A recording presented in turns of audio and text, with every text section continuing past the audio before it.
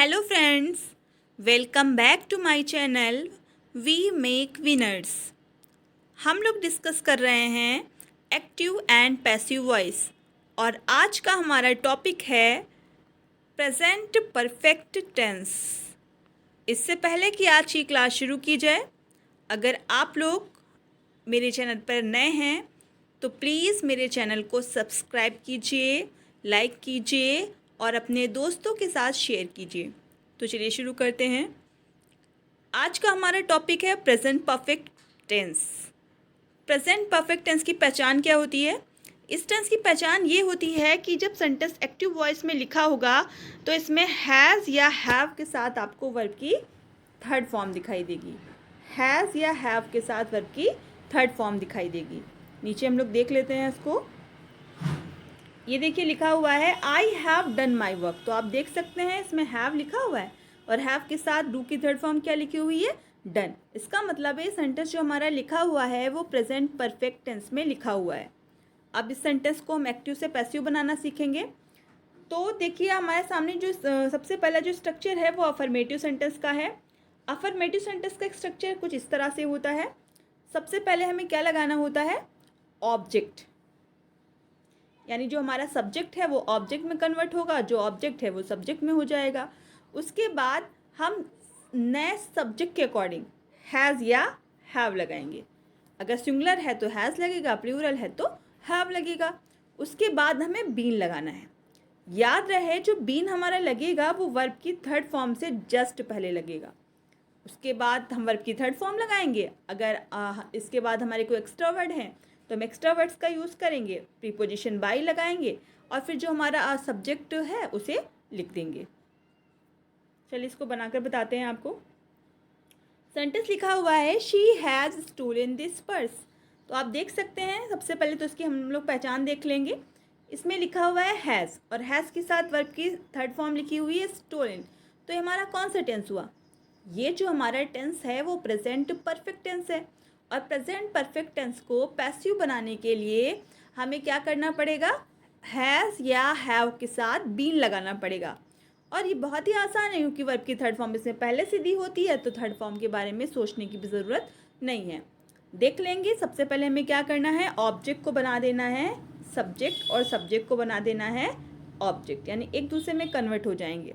तो हमें क्या करना है? सबसे पहले उठाना है ऑब्जेक्ट। ऑब्जेक्ट हमारा क्या दिया गया है? This purse. सबसे पहले हम लिखेंगे दिस पर्स, दिस पर्स।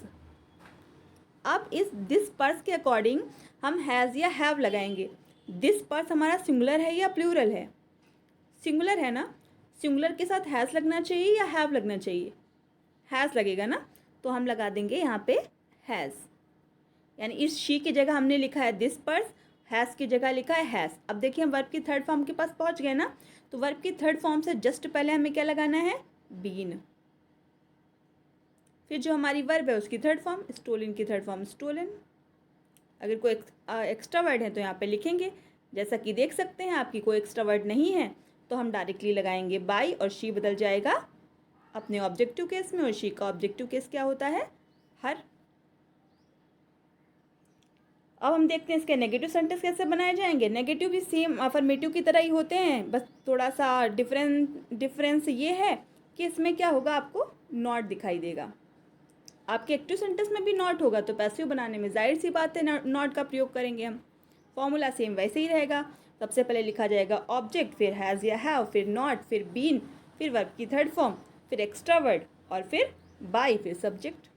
ये देखिए सेंटेंस हमारे सामने लिखा हुआ है you have not solve this problem. तो आप देख सकते हैं इसमें हैव के साथ नॉट भी आया है और वर्ब की थर्ड फॉर्म का भी प्रयोग हुआ है। तो इसका मतलब सेंटेंस हमारा प्रेजेंट परफेक्ट में है। इसको बनाना है हमें पैसिव, तो सबसे पहले उठाया जाएगा ऑब्जेक्ट। ऑब्जेक्ट हमारा क्या लिखा है? This problem. तो सबसे पहले हम लिखेंगे दिस प्रॉब्लम। तो सबसे पहले हमने लिख लिया है दिस प्रॉब्लम। अब ये देखना है जो हमने जो सब्जेक्ट लिखा हुआ है वो सिंगुलर है या प्लूरल है। तो आप देख सकते हैं दिस प्रॉब्लम सिंगुलर है ना, एक वचन है, तो हमें क्या लगाना है? हैज़। यानी यू की जगह हमने दिस प्रॉब्लम लिखा है, हैव की जगह दिस प्रॉब्लम के अकॉर्डिंग क्या लगाया है? हैज़ लगाया है। अब आपको नॉट दिखाई दे रहा है तो इसका मतलब नॉट लगाएंगे। अब देखिए हम वर्ब की थर्ड फॉर्म के पास आए हैं, तो जब हम वर्ब की थर्ड फॉर्म के पास पहुंचेंगे उससे जस्ट पहले हम बीन लगा लेंगे। अब जो वर्ब है उसकी थर्ड फॉर्म, फिर लगाएंगे बाई क्योंकि कोई हमारा एक्स्ट्रा वर्ड बच नहीं रहा है, और यू का ऑब्जेक्टिव केस लिखेंगे। यू का ऑब्जेक्टिव केस क्या होता है? यू, तो हम बस यू रहने देंगे, लास्ट में लगा देंगे फुल स्टॉप। तो ये हमारा नेगेटिव सेंटेंस था। अब देखते हैं इंट्रोगेटिव सेंटेंसेस। जैसा कि आपको पता है कि इंट्रोगेटिव सेंटेंसेस दो प्रकार के होते हैं, एक होता है यस या नो टाइप और दूसरा होता है WH टाइप। तो अगर सेंटेंस हमारा यस या नो टाइप है तो वो किसी हेल्पिंग वर्ब से शुरू होगा, क्योंकि हम प्रेजेंट परफेक्ट पढ़ रहे हैं इसलिए हेल्पिंग वर्ब हैज़ या हैव होगी। तो सबसे पहले हमें क्या करना है, अगर कोई सेंटेंस हमारा हैज़ या हैव से शुरू है तो हम हैज़ या हैव ही पहले रखेंगे। किसके अकॉर्डिंग? अपने ऑब्जेक्ट के अकॉर्डिंग। फिर हमें क्या लगाना है? नॉट। अगर नॉट दिया है तो नॉट लगाना है। उसके बाद क्या लगाना है? बीन लगाना है, फिर वर्ब की थर्ड फॉर्म लगानी है, फिर एक्स्ट्रा वर्ड लगाना है, और फिर बाई लगाना है, और फिर सब्जेक्ट। सेंटेंस आपके सामने ये दिया हुआ है, तो आप देख सकते हैं सेंटेंस हमारा किससे शुरू हो रहा है? हैव से शुरू हो रहा है ना, और हैव हमारी क्या है? हेल्पिंग वर्ब है। अगर किसी हेल्पिंग वर्ब से शुरू हो रहा है इसका मतलब वो यस या नो टाइप इंट्रोगेटिव है, क्योंकि हैज़ या हैव से शुरू होता हुआ अगर आपको दिखाई दे तो आप समझिए प्रेजेंट परफेक्ट है। प्रेजेंट परफेक्ट में क्या करना है? हैज़ या हैव ही लगाना है। किसके अकॉर्डिंग? ऑब्जेक्ट के अकॉर्डिंग। तो हमारे इसमें ऑब्जेक्ट क्या है? अब आप देखिए इसमें हमारे दो ऑब्जेक्ट हैं, एक तो हमारा लिखा है हिम और दूसरा हमारा क्या लिखा है? 2 लेटर्स। तो अगर आपके किसी भी सेंटेंस में आपको दो ऑब्जेक्ट दिखाई दें, एक लिविंग ऑब्जेक्ट और दूसरा नॉन लिविंग, तो हम क्या करेंगे? जो हमारा लिविंग ऑब्जेक्ट है उससे बनाएंगे, क्योंकि उससे बनाना हमारे लिए बेहतर होता है। तो हम बनाना स्टार्ट करते हैं। देखते हैं सबसे पहले हमारा ऑब्जेक्ट क्या लिखा हुआ है? हिम। अब हिम ऑब्जेक्टिव केस लिखा है ना, तो हिम का सब्जेक्टिव केस क्या होता है? हिम का सब्जेक्टिव केस जो होता है वो ही होता है, और ही के साथ क्या लगता है? हैज़ लगता है। इसलिए हम क्या करेंगे? सबसे पहले लगाएंगे हैज़। सबसे पहले हम लोग लिखेंगे हैज़, क्योंकि हमने क्या करना है? ये जो हिम है, हिम को चेंज करना है ही में, इसलिए हमने लिखा है हैज़ ही, यानी हैव की जगह हमने हैज़ लिखा है, यू की जगह लिखा है ही। अब देखिए हम वर्ब पे पहुंच गए ना, तो वर्ब से जस्ट पहले हमें क्या लगा लेना है? बीन। फिर जो हमारी वर्ब है उसकी थर्ड फॉर्म, रिटन की थर्ड फॉर्म क्या होती है? रिटन ही होती है। उसके बाद हमें क्या करना है? जो हमारे एक्स्ट्रा वर्ड अब आपको देखो इसमें दिखाई दे रहे हैं, 2 लेटर्स हमारा जो लिखा है ये हमारा एक्स्ट्रा वर्ड है, क्योंकि यू तो हमारा बाई के बाद लिखा जाएगा, यानी ये तो हमारा क्या है? ऑब्जेक्ट में बदल गया है ना, नया ऑब्जेक्ट बन गया है। तो सबसे पहले हम एक्स्ट्रा वर्ड लिख लेंगे। एक्स्ट्रा वर्ड हमारा है 2 लेटर्स, फिर हम लिखेंगे बाई, फिर हम क्या करेंगे? जो यू है इसको लिख लेंगे, लास्ट में लगा लेंगे क्वेश्चन मार्क। दूसरा टाइप देख लेते हैं। दूसरा टाइप हमारा है WH टाइप।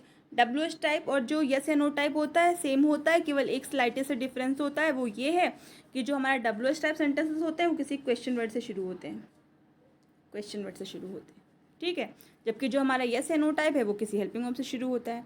चलिए देख लेते हैं इसका एग्जाम्पल भी। देखिए लिखा हुआ है सेंटेंस आपके सामने, why has he beaten you. तो आप देख सकते हैं सेंटेंस हमारा किससे शुरू हो रहा है? वाई से शुरू हो रहा है ना, क्वेश्चन वर्ड से। तो इसका मतलब है WH टाइप है, क्वेश्चन वर्ड जो है हम उसको ही रिपीट करेंगे, यानी वाई है तो हम सबसे पहले वाई लिखेंगे, क्वेश्चन वर्ड के नीचे क्वेश्चन वर्ड। उसके बाद हैज़ है, इसका मतलब हेल्पिंग वर्ब ही आनी चाहिए यहाँ पर। आएंगे हैज़ या हैव ही, आएगा किसके अकॉर्डिंग? ऑब्जेक्ट के अकॉर्डिंग। ऑब्जेक्ट हमारा दिया है यू, अगर यू दिया, यू के साथ क्या लगेगा? हैव, तो हम लगा लेंगे यहाँ पर हैव। फिर ऑब्जेक्ट लिखेंगे, ऑब्जेक्ट हमारा यू है तो यू का सब्जेक्टिव केस क्या हो जाएगा?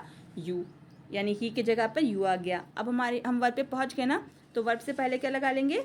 बीन। फिर जो वर्ब है उसकी थर्ड फॉर्म बीटन। अब कोई अगर एक्स्ट्रा वर्ड है तो लिखेंगे, वरना बाई लिखेंगे, और जो हमारा सब्जेक्ट है उसके ऑब्जेक्टिव केस लगाएंगे। सब्जेक्ट हमारा ही था और ही का ऑब्जेक्टिव केस क्या होता है? हिम। लास्ट में क्या लगा लेंगे? Question mark.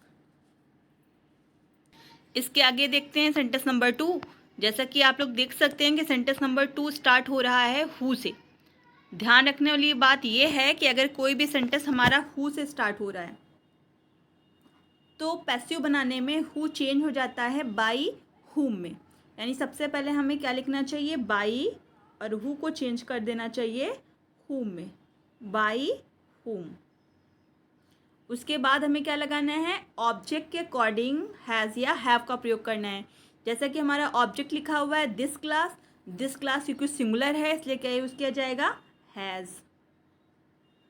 फिर हम लिखेंगे ऑब्जेक्ट, अपना ऑब्जेक्ट हमारा लिखा है दिस ग्लास।